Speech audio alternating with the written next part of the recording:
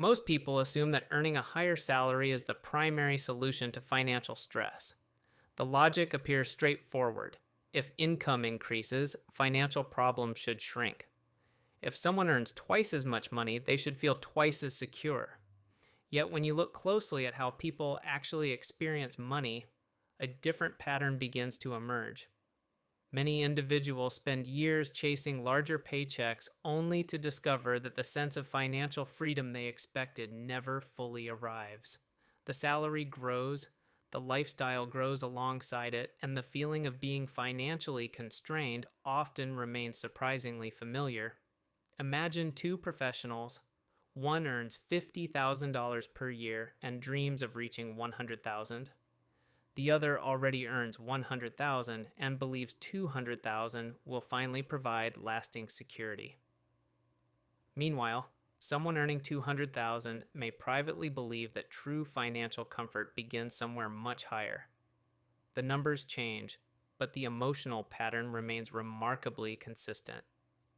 What often changes is not financial freedom itself, but the definition of what feels necessary.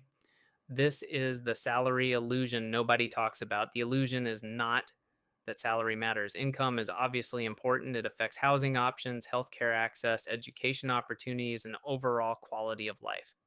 The illusion is believing that income alone creates wealth, security, or independence. In reality, salary and wealth are connected, but they are not the same thing, and confusing one for the other has shaped financial decisions for generations. The reason this distinction matters becomes clear when we examine how the human brain adapts to changing circumstances. Psychologists often refer to this process as hedonic adaptation. Human beings are extraordinarily good at adjusting to improvements in their environment. A raise that feels life-changing in January can feel completely normal by July. A larger apartment that once seemed luxurious eventually becomes the baseline. A newer car gradually becomes invisible. The emotional boost fades, but the financial obligations remain. What makes salary particularly deceptive is that it arrives as a flow rather than a stockpile. Most people mentally experience income as wealth because it represents earning power, yet income is simply money passing through a system. Wealth is money that remains after the system has finished taking its share. Salary enters, expenses leave, taxes leave, debt payments leave, lifestyle costs leave. The amount remaining determines wealth accumulation, not the amount entering. This distinction helps explain one of the most surprising realities in personal finance. Two people earning identical salaries can experience completely different financial outcomes over the course of 20 years. One individual may gradually convert raises into larger homes, more expensive vehicles, and upgraded subscriptions, premium services, and increasingly costly routines. Another may allow some lifestyle improvements while directing a meaningful portion of additional income toward investments, ownership, reserves, and future flexibility. Their incomes may look identical on paper, yet their financial trajectories slowly diverge. The divergence often happens so gradually that it remains invisible for years. Human beings naturally focus on visible signals of success. Larger homes are visible, new cars are visible, vacations are visible, designer products are visible. Financial resilience is largely invisible. Emergency funds are invisible. Low fixed expenses are invisible. Long-term investment portfolios are invisible. Optionality is invisible. As a result, many people unintentionally optimize for appearances rather than flexibility because appearances receive social recognition, while flexibility operates quietly in the background. Behavioral economics offers another explanation for why salary can create false confidence. People frequently anchor their financial expectations to income rather than net worth. When salary rises, individuals often feel wealthier before wealth has actually increased. This emotional response encourages spending decisions based on anticipated future earnings rather than accumulated assets. The result is a subtle psychological shift where higher income becomes permission for higher obligations. Over time, recurring obligations create a powerful form of dependency. A larger mortgage requires ongoing payments. A financed vehicle requires ongoing payments. Multiple subscriptions require ongoing payments. Lifestyle upgrades create maintenance costs that rarely disappear on their own. Each individual expense may appear manageable, but collectively they create a structure that demands continuous income. The person becomes financially successful in appearance while simultaneously becoming more dependent on maintaining that success. One way to understand this process is through a simple thought experiment. Imagine receiving a substantial raise tomorrow. There are two possible outcomes. In the first scenario, nearly all of the additional income becomes attached to new recurring expenses. In the second scenario, a meaningful portion becomes retained capital. Both individuals experience higher earnings, but only one experiences a meaningful increase in flexibility. The difference is not income. The difference is what happens after income arrives. This is where the mathematics of wealth begin to diverge from the psychology of salary.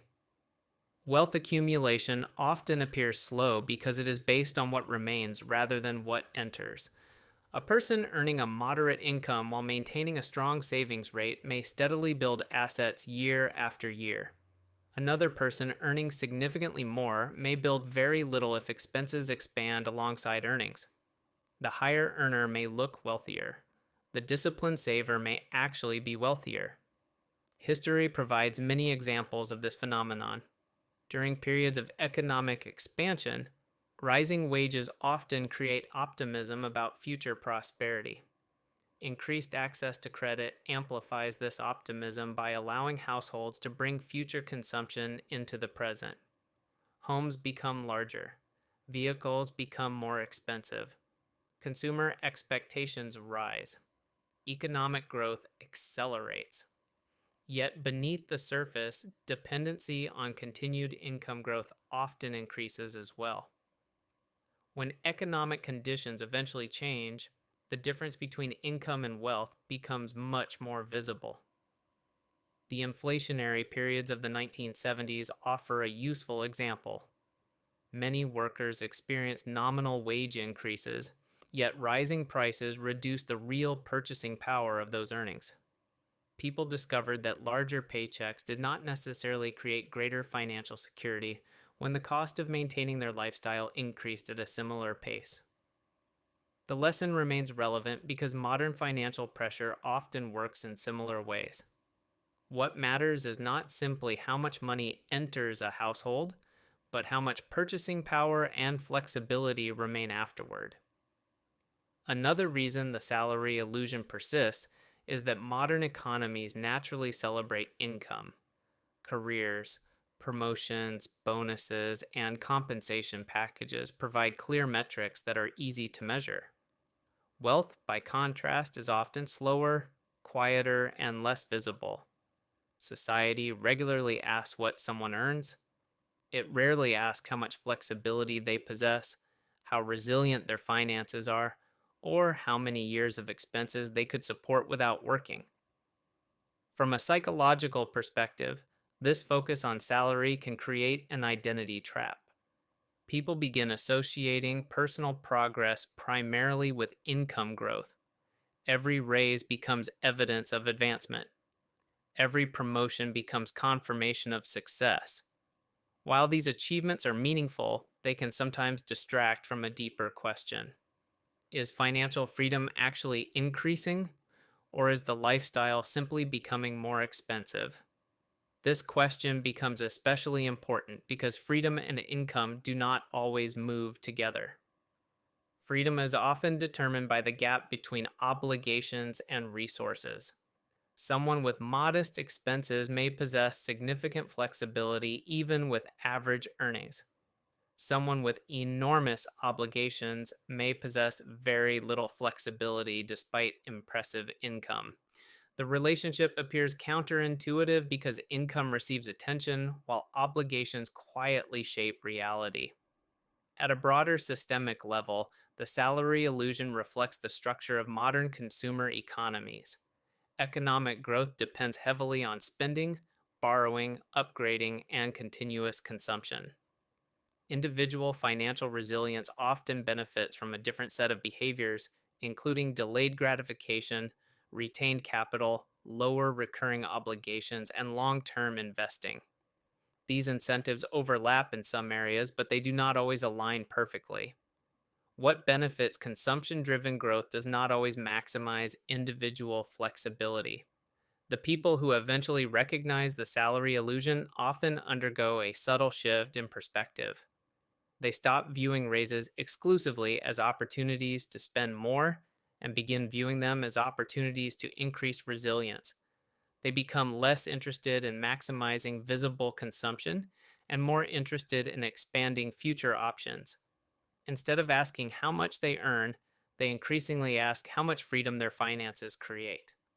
Over long periods, this shift can produce surprisingly large differences in outcomes, not because income becomes irrelevant, but because income becomes a tool rather than the destination itself. Wealth gradually reveals itself as stored flexibility.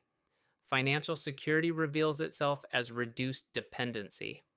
Freedom reveals itself as the ability to make decisions without every choice being constrained by the next paycheck. In the end, the salary illusion persists because salary is easy to see while wealth is often invisible. Income feels like progress because it arrives regularly and can be measured immediately. Wealth develops quietly through retention, patience, ownership, and time. The illusion is not that salary matters too much. The illusion is believing that salary alone is enough.